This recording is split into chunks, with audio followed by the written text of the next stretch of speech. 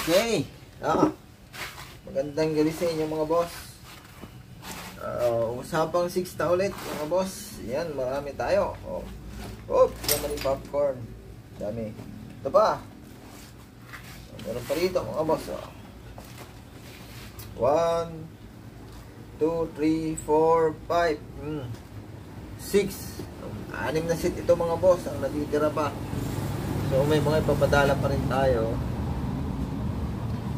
Yan, puro mga wasari ito mga boss. Wasari KR transmission. Pang-4 KMX transmission.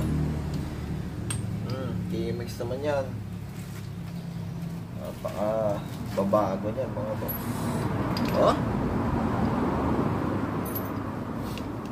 Sariwa 9.5 mga boss. Sunset.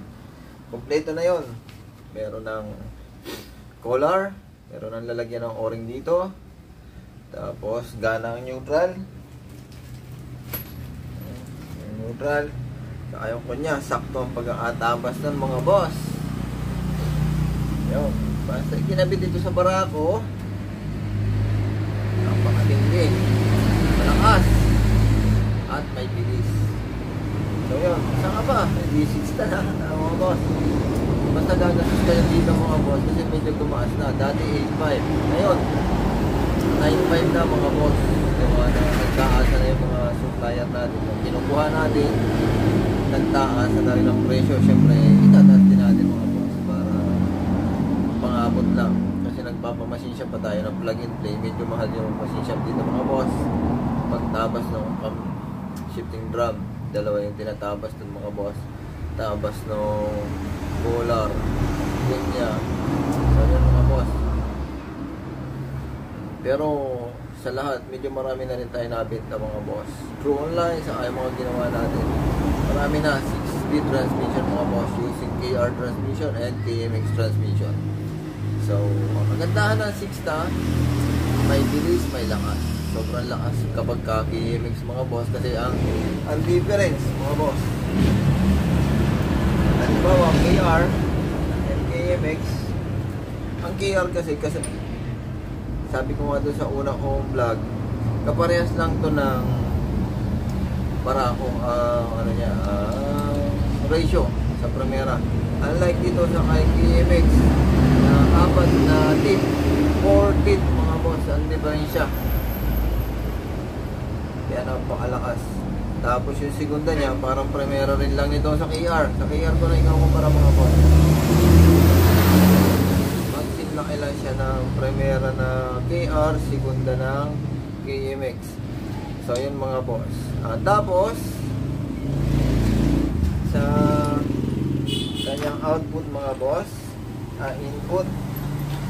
So yun, yung 5 and 6, ito 5 and 6 mga boss, ng KMX ay mas high speed sa 5 and 6 ni KR. So yun, kaya KMX sobrang low speed ng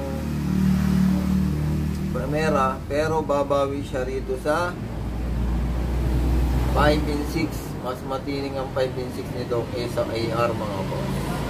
So yun, yung pagkakaiba nasa sa inyo pa rin mga boss kung paano or alin ang pipiliin nyo, KR or KMX. Kaya ang nire-recommend ko kapag siyempre may sidecar, kailangan lagi ng lakas, KMX.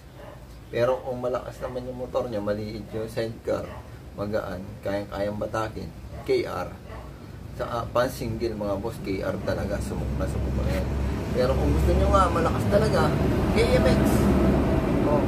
Napakarami nito mga boss. Ang dami ko lang parating. Yan na. Mga boss, marami.